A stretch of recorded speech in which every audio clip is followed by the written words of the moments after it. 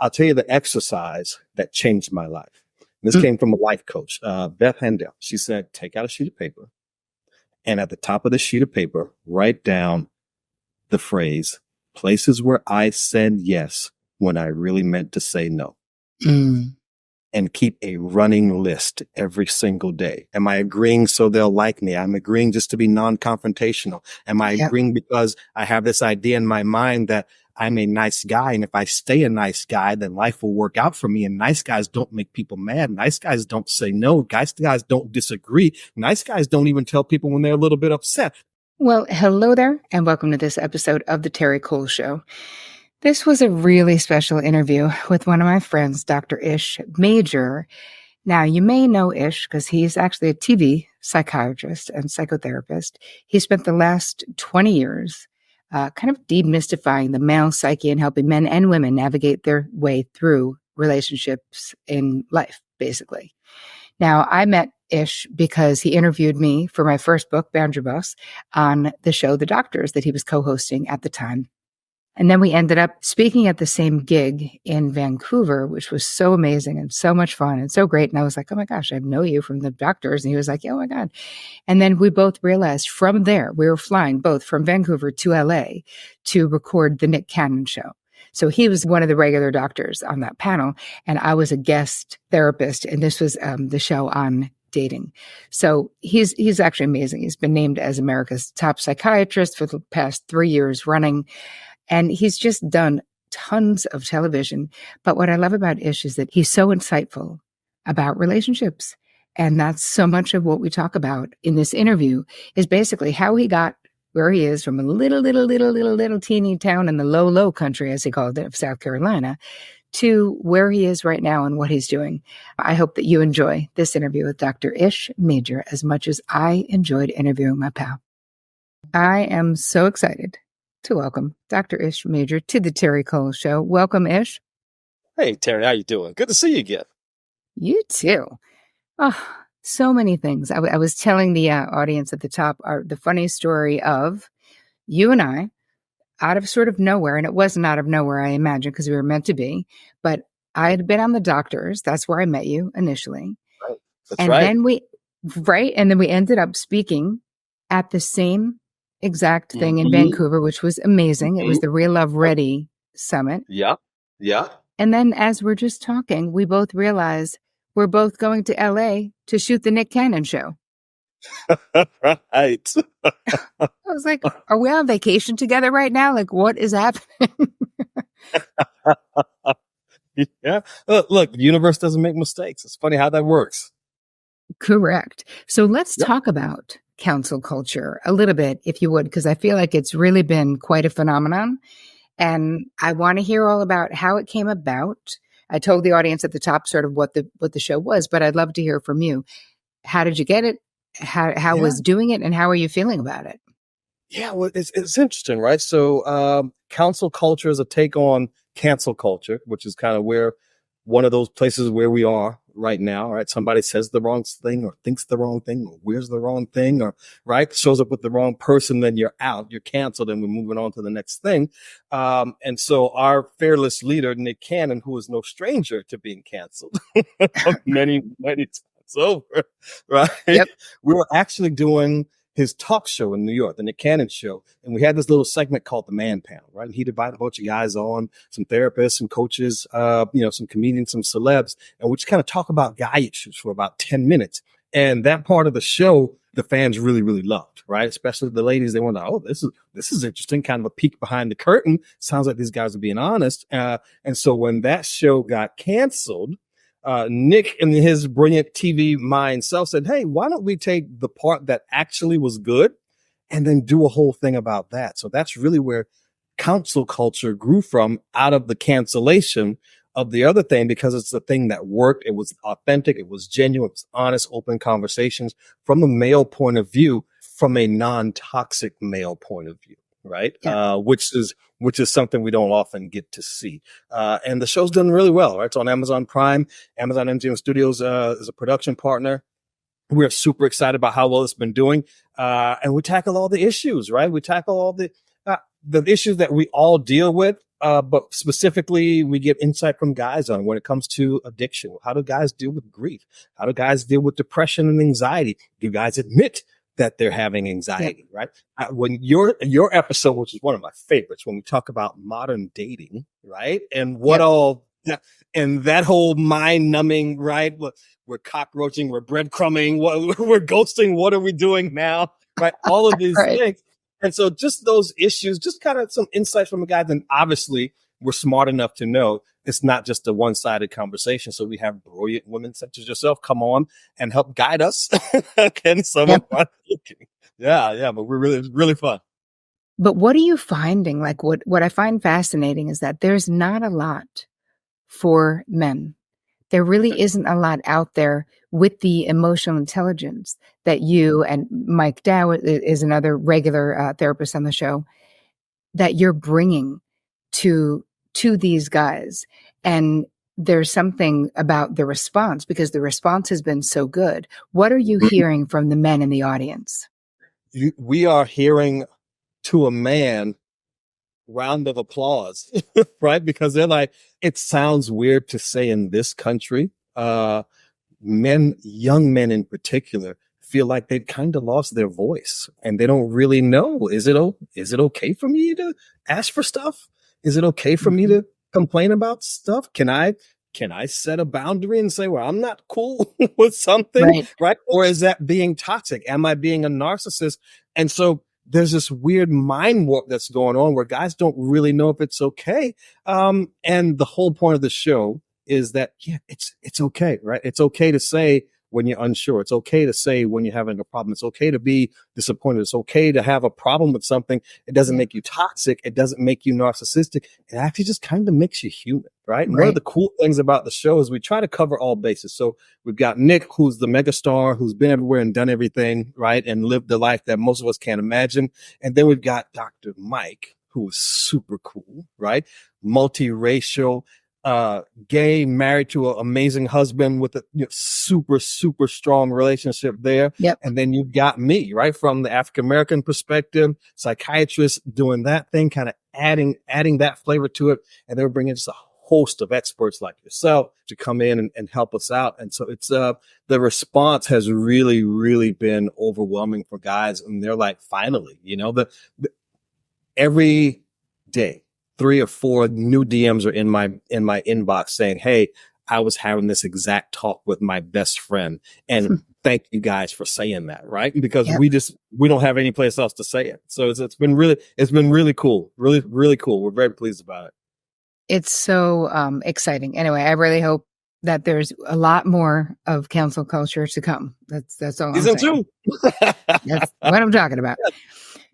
So let's move it on into your career, what you've done. Imagine that this is a Marvel movie and we're going to bust into your origin story of why this very specific career? Why become a psychiatrist? And then how does that move from private practice seeing clients, which maybe it hasn't, but I know you're doing a lot of television and you've been doing a lot of television for a lot of years. So tell us your origin story, would you?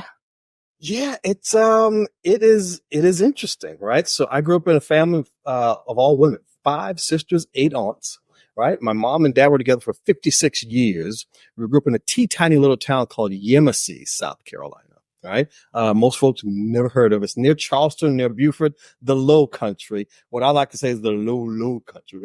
So it was just us and the chickens and the cows and the pigs and the deer in the yard and the horses, literally like a scene out of Bambi, right? And so I was the baby boy. I was doted on endlessly, ceaselessly. And so from there, I was the little brother kind of peeking in on all those adult women conversations when the aunts would be over, when my sisters are kind of doing their thing, or when they're going out on their dates and they're sitting in the front room. Back in the day, I'm kind of sneaking and peeking around the corner, kind of seeing what's happening. So I was privy to a lot of these conversations, the ups and the downs. So I think that's where a lot of my emotional awareness came from, was, from being privy to those conversations, some of those very emotional conversations about women and their relationships and what was going on with them and their lives and their bodies and all these things. I'm just kind of there soaking soaking it all up. And so that's the first thing that really kind of made me comfortable in that space. And then I don't know if a lot of people don't know this, Terry, but growing up, my mom was always sick. And I was also very sickly, right? And when I was 3 years old, I was in the hospital for a couple of weeks, had a coma. I accidentally overdosed on some of my mom's medication. And the last thing I remember was putting that pill in my mouth that looked like candy, and then it's out. And I wake up in a hospital bed, and she's there, my sister's there. So she always had lupus, which back in the 70s and 80s, they didn't know a lot about it. And so in Yemassee, South Carolina, they knew even less about it. So she would always have to go out of state, out of town to see her doctors, usually back in New York where, her and my dad got married. And so all I knew was there was this disease, there was this thing that kept taking my mom away from me. And then like I am now, I was an anxious kid, Terry. I was anxious, right? Separation anxiety like you've never seen. I could not tolerate it. Okay. So every doctor's appointment, it was either her or me who was sick. So we would just go together. And while she's getting seen, I'm in the lobby at 8 years old, reading up about lupus, about this thing that keeps taking my mom away from me, right? And there were all these side effects and all these things. I was like, well, you got to be a doctor to help it. I'm not that yet. Well, you got to do medication. Well, I can't do any of that yet. But one thing I saw in there said was, it's induced by stress. So if I cannot have her be stressed out at home, there's a high probability that she might stay and she might not get sick, right? Now that got my psychiatric wheels turning. And so now I knew I wanted to be a doctor because I wanted to help fix this, but now I knew there was also an emotional component. And so that's really what got me interested in it. So cool. How like little brains, like how we perceive the world, but also, in a way it's like sublimation, right? Because you took the fear and the anxiety and sort of fueled it into what can I do that's not just positive, but actually just change the course of your entire life. Absolutely. So you decided to be a doctor and you went to college and med school. Got it. And then what happened for you? Then what did you decide to do? What was the course of your career before TV? Yeah, before TV, and before even deciding to be a psychiatrist, because there's a bit of a blight on that, right? There was still a stigma there. There's some shame there. When I told everybody in med school I was going to be a psychiatrist, they were like, oh, that's such a shame. You're such a good clinician. That's such a shame. That's terrible. Right? Why not do family practice? Why not just do general medicine? You can make such a difference, right? And I tell you a story that changed the day. Cemented it for me. We were in the VA hospital, had this guy who come back home from, I think it was Iraq or back then, right? Big guy, like 6'4", African-American, muscle bound everywhere, but he got hurt over there, right? And so he was walking with a limp, and he sat down and he couldn't stop crying. Every other sentence, he's just breaking out in tears. I get back. I'm not the same man. My wife left me. I don't know who I am. I don't know. Right. I got to get out of the military because I can't work anymore. All these things. And so we had him in there for ever so long. He was in the hospital for about 2 months. Saturday morning, I'm making my rounds, 6 a.m. I'm tired. I'm groggy. I've got 20 patients to see. And this guy comes skipping down the hallway. He's got no cane. He's walking everybody, talking to him. He's like, hey, doc, thank you for everything you did. Heading home. And I really appreciate it. And I'm like, I don't know who you are, but thanks. And then I go down my list and it's the same guy. Right. Wow. And in my mind, I was like, whoa, you mean to tell me in a matter of months, this is the kind of change, the kind of difference you can help somebody make in their life. Yeah. So at that point, I was like, well, that's possible here. Then that's something I definitely want to do forever and ever. Amen. You think about high blood pressure, most folks are going to have it their whole life. They're going to struggle with it. You think about diabetes, most folks, it's going to be a lifelong struggle. Some things we can't cure. Tech is just not there, but you don't always have to be sad. You don't always have to be anxious. You don't always have to grieve the loss of the thing. You can always kind of find a way to move forward. And that's one of the cool things about it. That's why I love it so much. Yeah. The thing that's amazing is when I was a young therapist, I always felt like I had to have like the perfect intervention, and I needed to, I really wanted to give them like the extensive homework and the stuff and my mentor was like, Terri, she asked me, and I also had all this fear of like, what if I did the wrong intervention? Was someone going to kill themselves? Blah, blah, blah. Of course. And when I said that to her, I said, what if that happens? And she said, don't worry, you're not that powerful in respect to someone killing themselves. And I was so relieved. And then she said, Tara, do you hold your clients in high esteem? And I said, of course. And she said, do you remember what they talk about? And I said, yes.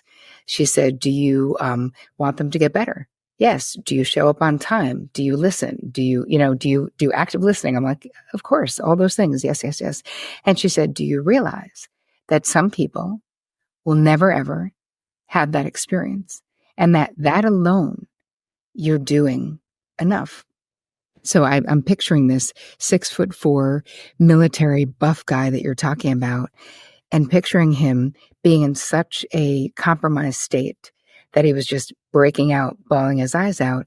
And then to see the transformation, sometimes you just need to cry and have somebody hold that space and just be like, I'm in the foxhole with you in this moment. And it's the humanness. It's almost like the human connection that as clinicians we can do that is so beautiful. But how interesting that you had that experience where you're like, wow. So if I can do that, if this intervention can help that person in that way, like you said, forever and ever, amen, let's just keep going and doing it. So then where'd you go from there?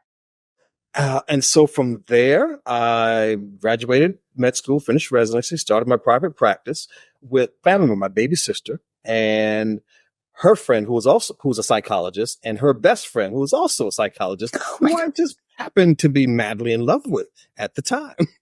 Right. So in my mind, this is a match made in heaven. 2 psychologists, 1 psychiatrist, one is a sister, and one is going to be possibly my wife. Who knows? And so we started a practice, and we were all ready to go out there and save the world, Terry. I mean, just like save it and just get it done.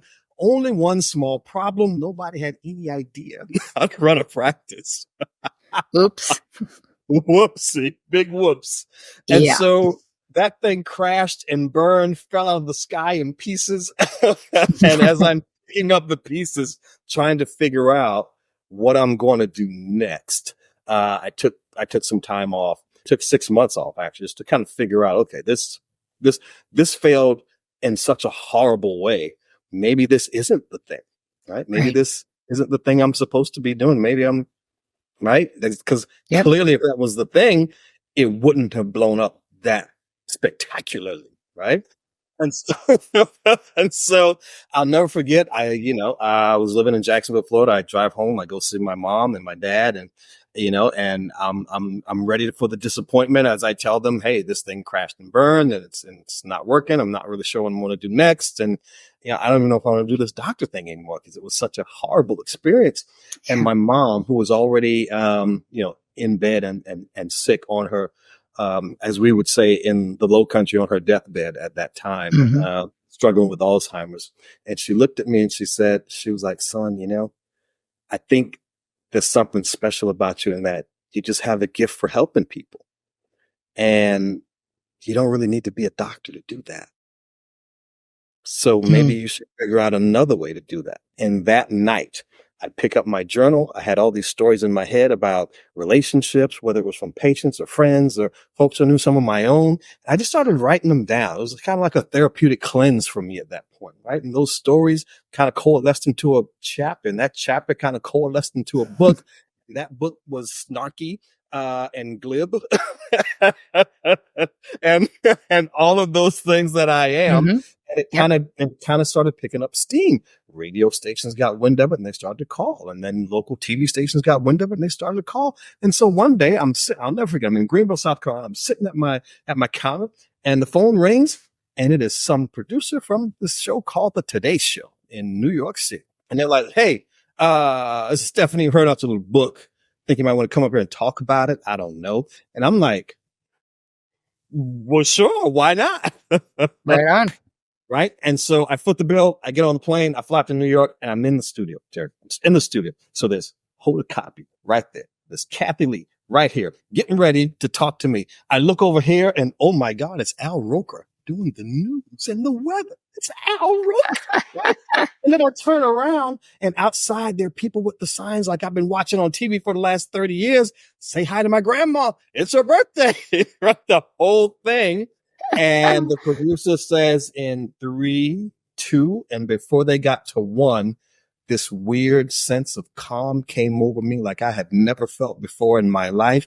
And it felt like I've been doing it for 20 years.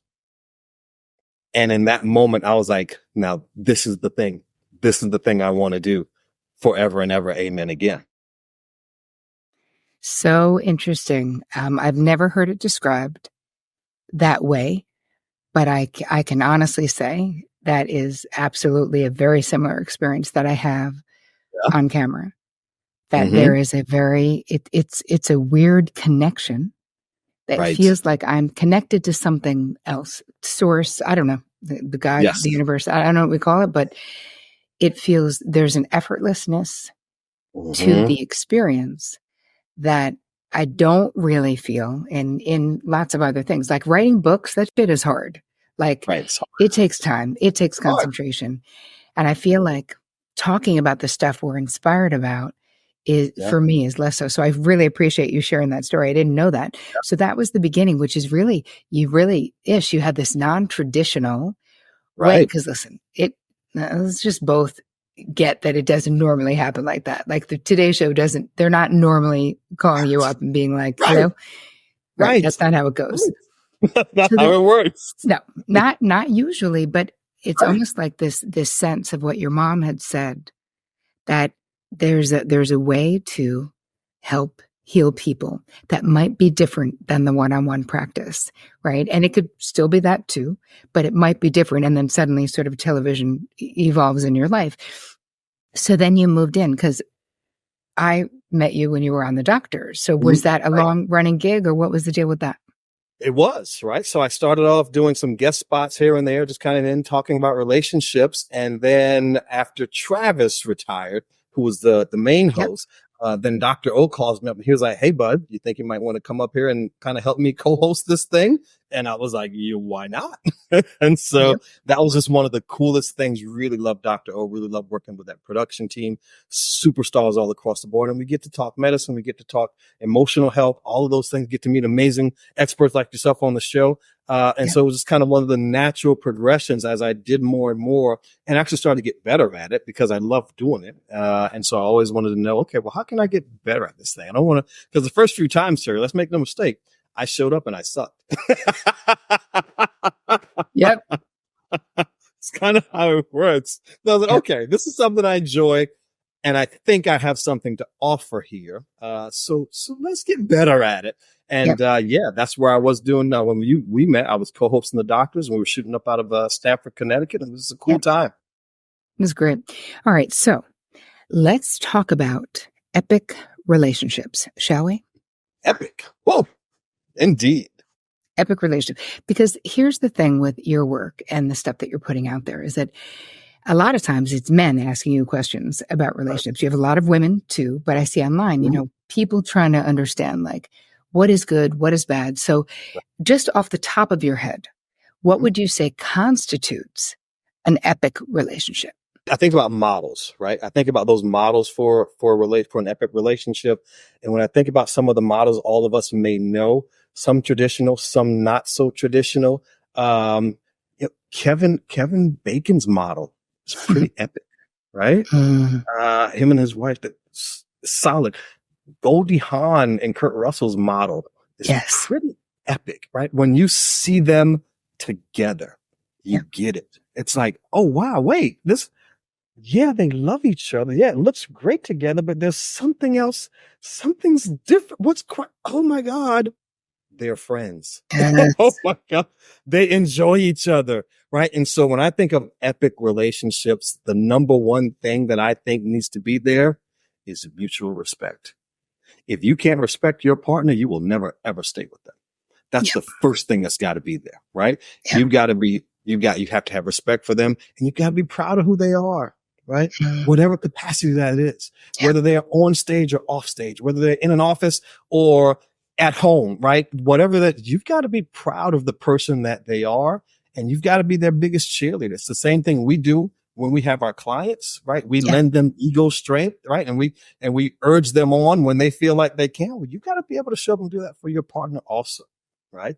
And then the third part of that for me is, are you able to be vulnerable, right? Are you able to show up and let them see all of it? I mean, not some of it, not the best, not the dolled up, not me when my head is all shiny and clean and new, right? But the other part too, right? Where I'm in the raggedy sweats and the big floppy t-shirt and I'm not feeling great, right? Can you let them see all of it and not be scared that they're going to reject it, and just know it's going to be accepted, and that whatever you bring to them, they're going to handle with lovingness and care and tenderness and kindness, right? And can you be kind to each other? That's a huge thing. One of my 5 sisters, her and her brother-in-law, Sharima and Franz, every time I'm around them, I am struck by how many times they say to each other, thank you. Yeah. Oh, thank you, dear. Oh, such and such. Oh, excuse me. Oh, thank you. Oh, yes, please. I'm like, y'all are just two polite people. That's right. Yeah. And it works. And it works because sometimes the world is very impolite. And so you've got to have that space, that safe zone where you know you can go and it's always going to be good. I love the observation of the politeness. And it's funny. I talk a lot, but I don't know when it was we've been together 27 years. So we've been married 25 this year, Vic and I. But I think it was Congrats. it's epic. It is. Yes. But I remember on our 14th wedding anniversary, I just threw up. I just posted on Facebook when people were still there, like top 14 things or top 20 things to keep it good when you got it good or something like that. And the response was so different than other responses where people were like, make a poster, write a book about it. I want to know more about it. One of the things on there was about never treating your partner like they work for you, like saying please and thank you. Everything Vic does for me is voluntary. I thank him because he doesn't have to do any of it. Right. And it's sort of the same. There's a mutuality there. And even though I'll say to my clients or my groups, like it may sound funny, like even it was a little funny to you, right? Your sister, so much please and thank you. And yet what you find is that this, at least I think that this starts to, we're putting deposits in the well of goodwill, right? By being kind. Yes. Right? Absolutely. I have some favorite couples who I follow, Kara Sedgwick and Kevin Bacon or two of them. When you see them like on the ranch with their animals in the kitchen, playing a song, right, dancing around, they're kind to each other. They're nice to each other. Yep. Right. They enjoy each other's company. It sounds so odd to say, but it's such a real thing to see. Yeah. So what do you find as the biggest issues that your clients or that people are DMing you about now, like in life? Are they the same? Like what do you see with couples, the biggest challenges? Yeah. So when the women are kind of DMing me and asking their questions, it used to be, it shifted, right, Terry? So 10 years ago, 15 years ago, the question was, okay, how do I catch the guy and keep the guy? How do I catch the person and keep the person? And how do I keep the person from not cheating? Let's just be very, very clear, because that's a huge, right? That's a huge fear in every relationship. And at that point, that was very high on women's list. And it may have been number one at that time. Now, here comes COVID, right? Priorities shift.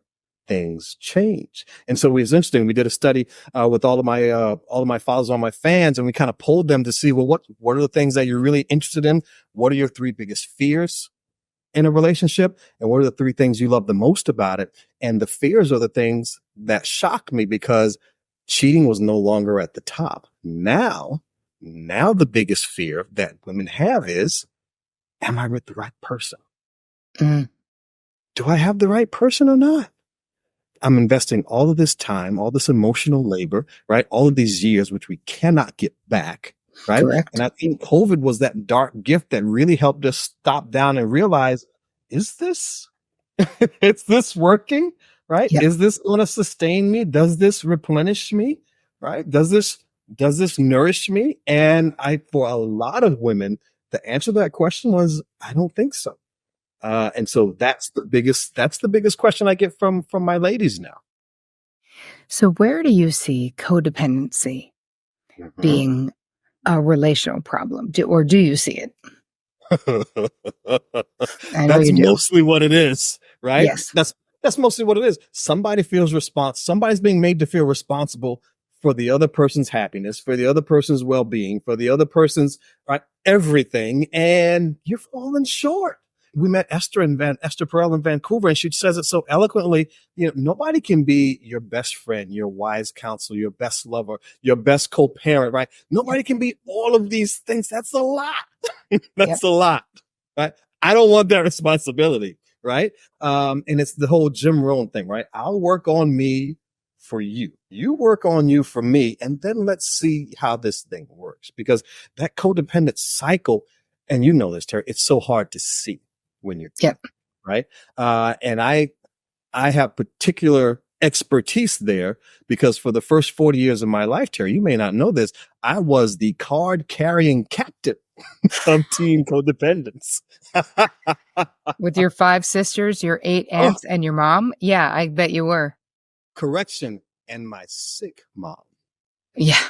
Right? Who I, in my little boy brain, vowed to take care of and vowed to make okay, and dedicated most of what I did to making her proud, making her safe, making her not stressed, making sure she was okay. And then in return for that, I would get her love because she would be present. So Terry, now watch.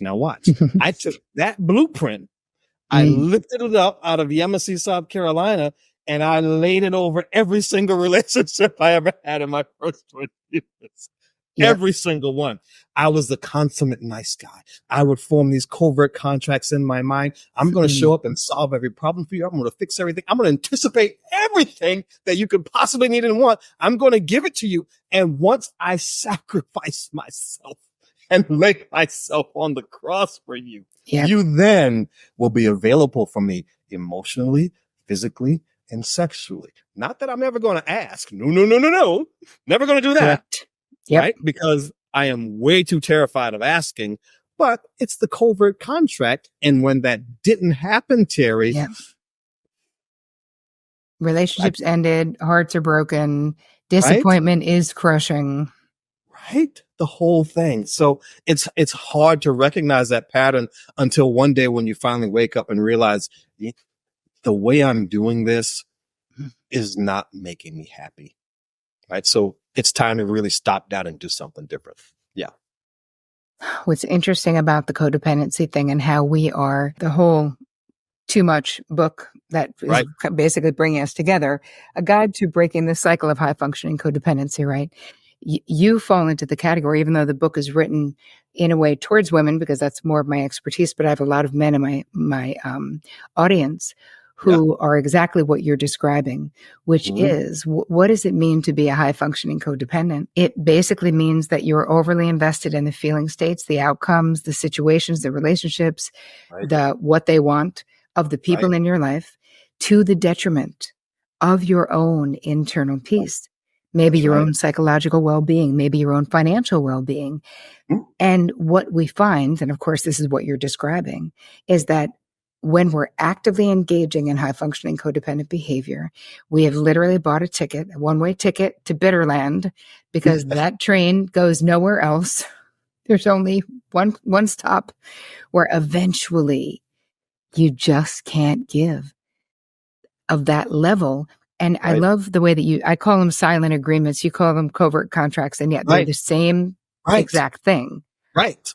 Where we're like, but you owe me, the feeling. Right. For me, when I was actively very codependent with every mother effer in my entire life, I didn't even reserve it to romantic relationships. I could be codependent with my hairdresser. Like, it did not matter. Right? We're on that train. Right. So bitter, so mad, and feeling so put upon. And it's interesting when I finally, through my own years of therapy, obviously, got to the point of, I remember it. I used to think it was everyone else. I used to be like, I cannot believe how entitled Betty is. What a bitch. It's her. And then through therapy, I'm like, is Betty entitled, or am I serving myself up on a silver platter because I don't know how to just fucking ask for what I want, make a simple request, assert my needs, which is exactly what you were saying. I'll never ask. No. Oh my God. Do what? Ask. Oh, right. Because I grew up, right. The message I received in my house was, and there's nothing my parents did intentionally. It's the message. Sure. It's the message my 8-year-old brain misinterpreted, was that their needs are more important than yours. Right. And if you just delay your gratification, delay your needs, don't ask, keep your head down, be good, be nice, everything will be okay. And in the end, they'll give you the thing you want, which is their presence, their time, their attention, their affection. Right? You don't have to ask. Just hold your head down, and it'll all be fine. And that's just not the way grown-up relationships work. It's just not. Yeah, absolutely. What would you say would be, if you had to like pick one thing that is like the most important takeaway, or something, a strategy people can do in their relationships, and it doesn't have to be romantic. Like what do you think is something that either you've done in your life or that you've had your clients do that helps create or maintain, sustain epic relationships? Yeah. So first, that's an understanding of something that on the surface sounds pretty cold, which is you cannot solve a problem that's not yours to fix. Right? I can't make Terri happy. I can't. I can't. I want you to be, right? Same. And I will support your efforts towards that happiness. I will be your biggest cheerleader, and right? Well, I'm ready to rah it up and ready to go, but I'm not responsible for it. Right. And I think that was one of the big things I learned in my own years of therapy. And then one of the biggest things that I imparted to my clients and my patients that I work with. I'll tell you the exercise that changed my life. This came from a life coach, Beth Hendel. And she's like, oh my God, you're a nice guy, not a good guy, Terri. Two very, very different things. Yeah. Right. You know what I mean? She said, take out a sheet of paper. And at the top of the sheet of paper, write down the phrase, places where I said yes when I really meant to say no. And keep a running list every single day of all those places where I said yes to something when I really meant to say no. Am I agreeing to get along? Am I agreeing to keep the emotional level down? Am I agreeing so they'll like me? I'm agreeing just to be non-confrontational. Am I agreeing because I have this idea in my mind that I'm a nice guy, and if I stay a nice guy, then life will work out for me, and nice guys don't make people mad. Nice guys don't say no. Nice guys don't disagree. Nice guys don't even tell people when they're a little bit upset, perturbed, frustrated, irritated. Oh my God, dude, no. All those things. And so I started that on a Sunday night. I would read it every night in bed. And by Wednesday, after getting tired of vomiting a little bit in my mouth from the length of that list, I knew I had to do something different. So that has helped me. And I've shared that exercise with so many of my clients since then. It's really my change. When you keep the running tally, you really start to see how much emotional labor you're spending every single day trying to take care of other people and neglecting yourself. And then it really puts a fine point on that level of exhaustion that you said. You talk about that feeling of being put upon. It's more than being put upon. I was exhausted. I was exhausted. I was tired. I just couldn't do it. It's amazing. So thank you for that. That's a great exercise for takeaway for you guys who are here to do. But the existential tiredness that you're describing, right? It's like being burnt out physically and emotionally. Right. And what I've seen, and I talk about this in the book, what I've seen happen with my clients, and I don't have a more eloquent way of saying it. So if this offends people, I'm sorry if it does.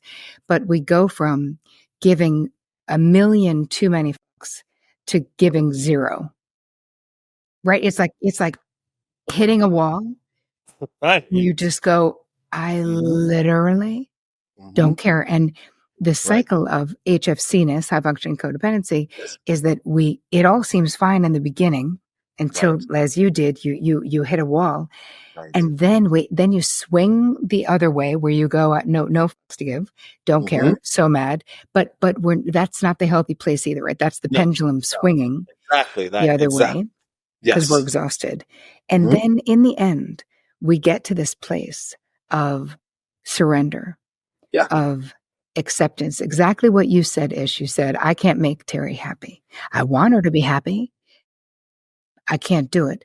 But that requires, right, you, as my friend, having a level of acceptance of what is, right? What is your side of the street, which is your happiness? My side of the street is my happiness. And this is the same in relationships. And I think that one of the most corrupted data is the whole, as you said before, this massive sense of responsibility for someone else's feelings, thoughts, experiences in ways that we literally can't. The same way you as a boy couldn't actually take that responsibility on for your mom's stress. Impossible. Right. Impossible.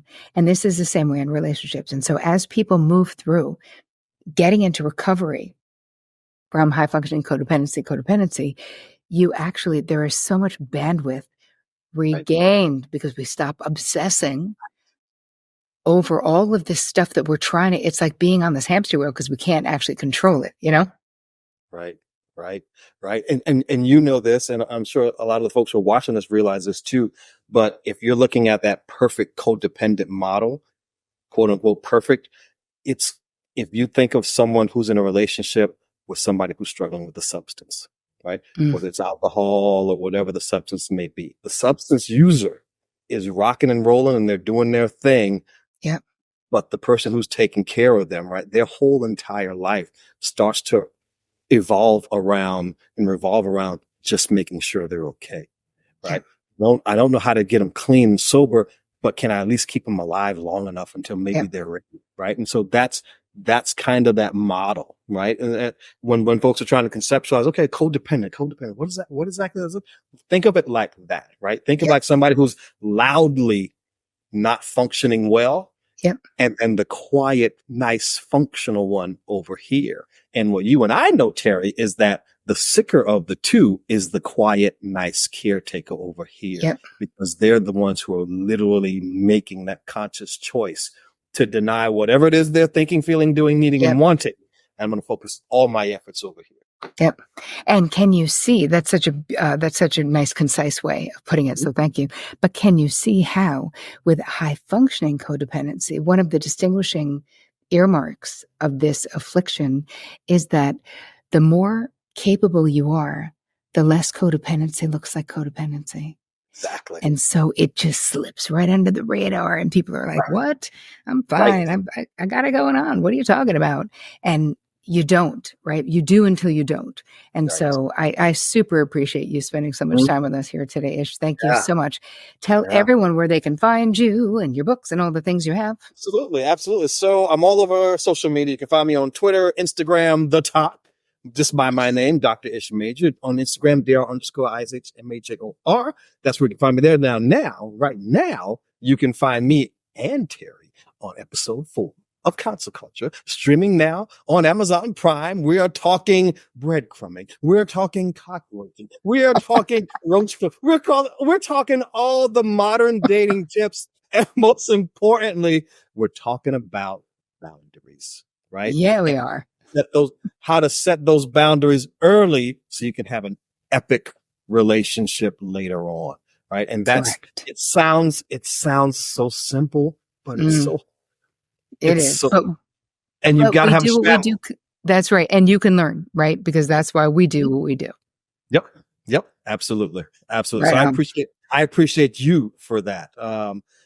It's like one of those things when you came on the doctors and I got the book, I was like, oh, I gobbled it up. It was like water and I'd been in the Sahara for weeks. I was like, I'll take more of that, please. Right. Because it's so important and it frees up the emotional bandwidth. You can do the thing that we see on social media all day long, which is self-care, right? Yes. When you're spending 90% of your time tending to and watering the relationship and not paying any attention to yourself, you're exhausted, right? It's an existential exhaustion. It's surreal how tired you are. But when you can set a boundary, when you can simply say, no, that doesn't work for me, not today, right? Oh, now you just freed up 5% of storage to go do something else for you, right? Exactly. And it's okay. And the weird thing, Terri, is the person who you're trying to get to love you, now you just freed up space for them to come a little bit closer. Right?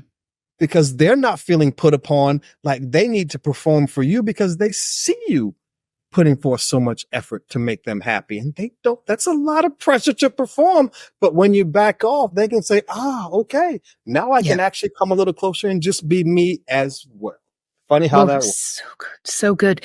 It's this whole image of when you stop with all of the doing and codependency, there's all of this space and, nature abhors a vacuum. And suddenly, like you said, there's room for someone to want to come snuggle up closer in a way that they weren't doing because it was filled with all of your doing. Oh, so good. Yeah. You're the best. Thank you so much for being here. I so appreciate you, my friend. Yes, indeed. Good to see you, my friend. Always a pleasure. Thanks so much for having me, Terri. Sure.